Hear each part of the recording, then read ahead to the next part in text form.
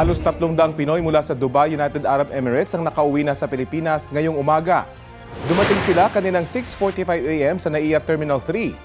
Sa 299 na Pinoy, 23 ang overseas Filipino workers. Ayon sa Overseas Workers Welfare Administration, kabilang sa mga tulong na ibinibigay nila ang pansamantalang tutuluyan, pagbayad ng kanilang pamasahe at financial assistance. Sabi ni DMW Secretary Hans Leo Kakdak, magpapatuloy ang repatriation efforts para sa mga Pilipinong nananatili sa Middle East sa gitna ng kaguluhan doon.